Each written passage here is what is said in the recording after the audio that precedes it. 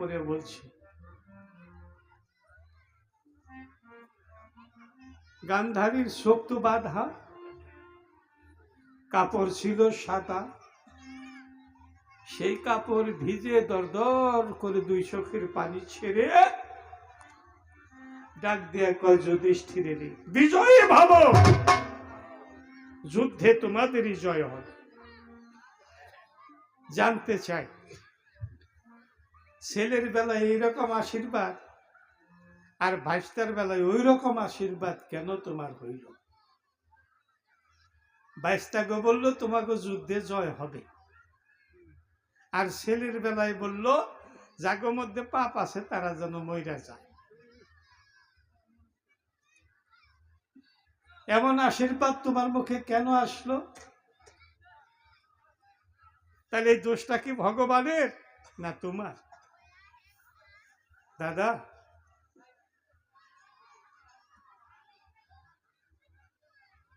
একশোটা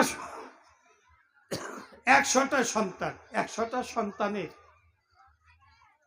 একটা সন্তান যদি আমার কাছে জমা রাখতো, আজকে সে সন্তান ফিরিয়ে দেওয়া যাইত। আপনারা তো জানেন, আজকে দাতা কর্ণের বাড়িতে ছদ্মবেশে কৃষ্ণ গিয়ে বলছে, একটা ব্রাহ্মণ বেশে, শুনছি তুমি খুব দাতা, তাই তোমার বাড়িতে এসেছি, আমার সেবার আয়োজন করে দাও।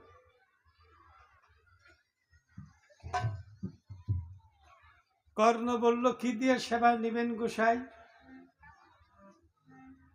বলে, মাংস দিয়ে সেবা নিব। বেশ, এই যে ঘরটার ভিতরে আমার বহুবিধ মাংস আছে, বিভিন্ন পাখির মাংস, বিভিন্ন পশুর মাংস। কোন মাংস আপনার পছন্দ হয়, আপনাকে সেই মাংস দিয়ে সেবা দেওয়া হবে। ওই নকল কৃষ্ণ, ব্রাহ্মণ কৃষ্ণ বুড়া ডাক দেয়া বলে, কর্ণের ঠাই বাবা, মুখ খুলে দেখাইছে, এ দেখো আমার মুখে একটা দাঁতও নাই। এগুলা মাংস বহুত খেয়েছি, শুনেছি মানুষের মাংস খুব নরম, আমি মানুষের মাংস দিয়ে সেবা করতে চাই। কর্ণের এই কুশের মধ্যে ছিল তরবারি, টান দিয়ে বের করে বলল, ঠাকুর ও গোসাই, এই দেহের কোন জায়গার মাংস আপনার পছন্দ হয় বলেন।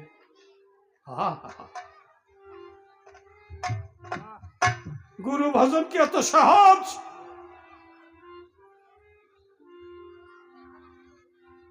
বলেন গোসাই, আমার এই দেহের কোন জায়গার মাংস আপনার পছন্দ হয়, আমি সেই জায়গার মাংস কেটেই আপনাকে সেবা দেব।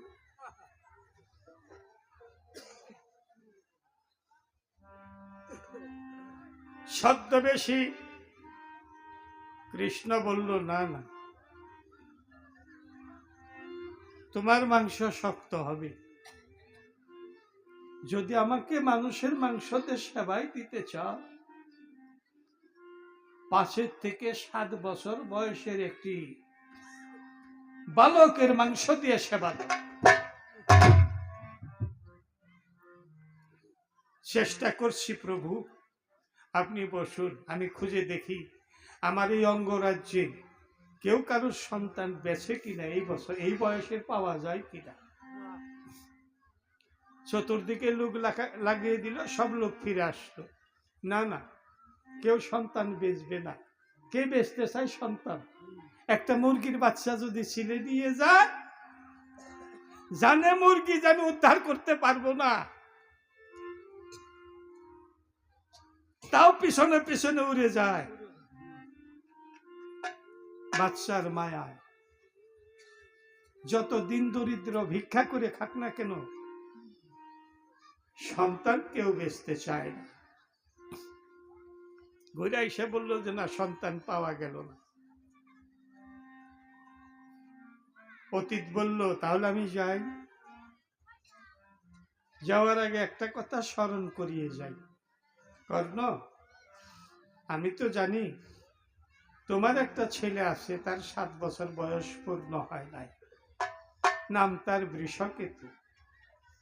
যদি তারির মাংস দিয়ে সেবা দিতে পারো, অন্যেরটা কেন তালাশ করো?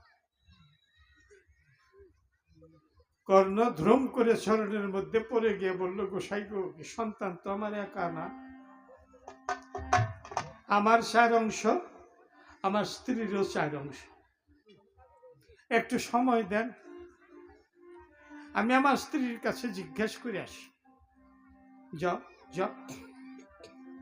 ভিতর বাইরে বাড়ি গেল। কর্ণের চোখে জলও ঝরঝর করে জল ঝরতেছে।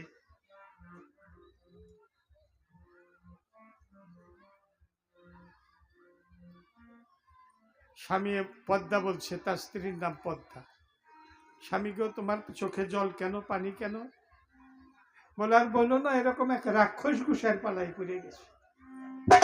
সেই গোসাই এসে বলতেছে, আমার সন্তান বৃষকেতুর মাংস দিয়ে সেবা নিবি। আমিও প্রতিজ্ঞা করেছি, যদি সেবা না দেই আমার 3 গোষ্ঠী যেন দুজকবাসী হয়, নরকবাসী হয়। এখন কি করা যায় পদ্মা বলো? সতী নারীর মাগে এই যে গুণটা দেখবেন, কত বড় গুণ। আসল দিয়া স্বামীর চোখের পানি মুইসা নিয়া বলে, তুমি কাঁদো কেন? তুমি আর আমি যদি বেঁচে থাকি, এরকম সন্তান তো আরো পাবো। কিন্তু যদি আজকে গোসাই বেজার হয়ে যায়, অতিথি যদি বেজার হয়ে যায়, মুসাফির যদি বেজার হয়ে যায়, তাহলে আর আমরা জীবনে এই অতিথিকে আর পাবো না। যাও স্বামী, তুমি বৃষকেতুকে অতীতের সেবায় লাগিয়ে দাও। বৃষকেতু কোথায়? বলো, ওই মাঠে বালকদের সঙ্গে, বন্ধুদের সঙ্গে খেলতেছে। বৃষকেতু সত্যি খেলতেছে। কর্ণ রাজা গিয়ে দেখে এমন সুন্দর খেলা খেলতেছে, দূরের থেকে ডাক দিল, বৃষকেতু, ও বৃষকেতু। দেখে বাবা, সন্তান বাবাকে দেখে দৌড়িয়ে এসেছে। বাবার চোখে জল, পানি। বাবা, তোমার চোখে পানি কেন? সন্তানে জিজ্ঞাসা করেছে।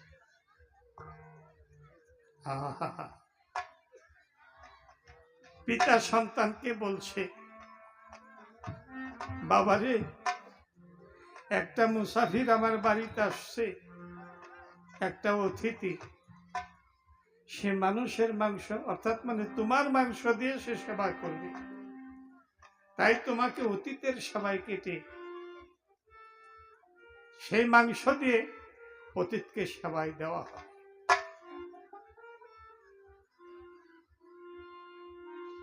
আমি তার জন্য জন্মের দেখা তোমাকে দেখতেছি,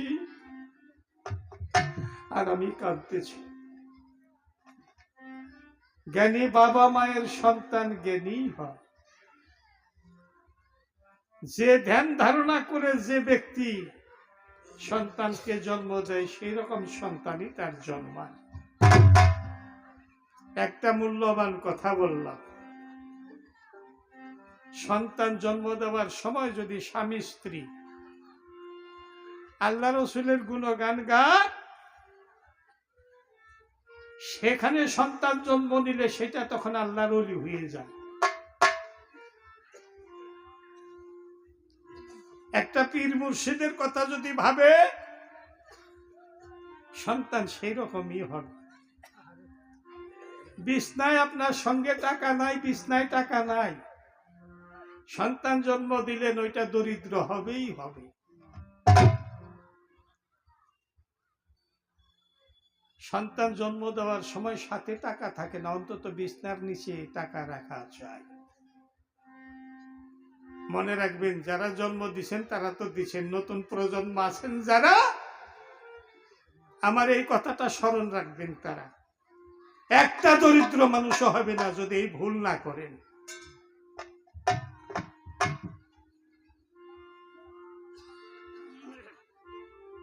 তাই বৃষকে তো বলছে, বাবা তুমি কাঁদছো কেন? বলে অতীতের সেবায় তোরে কেটে দেব, তার জন্য আমি কাঁদছি। আহা বাবা, কেন কাঁদছো? কেন কাঁদো তুমি? কেঁদো না। সন্তানে বাবার চোখের জল মুছে দেয় আর বলে কেঁদো না। আমি যদি আজকে মরে যাই, আমাকে আগুনে পোড়া দিবে, না হয় মাটিতে গেড়ে রাখবে, অথবা জলে ভাসিয়ে দিবে, শ্রীগাল কুকুরে খাবি। আমার সেই পচা দেহ একজন মুর্শিদের সেবায় যদি লাগে,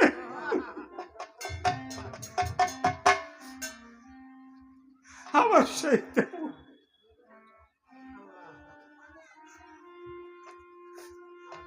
আমার এই পচা দেহ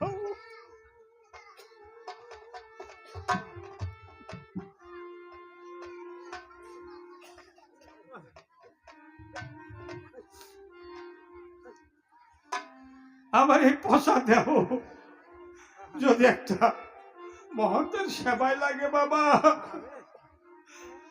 তুমিও স্বর্গবাসী,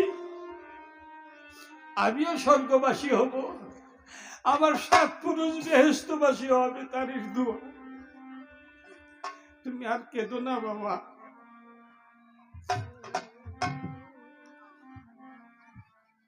বাবার চোখের পানি, চোখের জল মুছে দিয়ে বাবাকে নিয়ে ঘরে গেল। অতীত বসা সন্তানকে নিয়ে সামনে দিয়েছে, এটাই আমার সন্তান, মায়া করে নি, তবু অতীত বলে যে থাক, কাটতে হবে না। নিঠুর অতীত না, তোমার ছেলে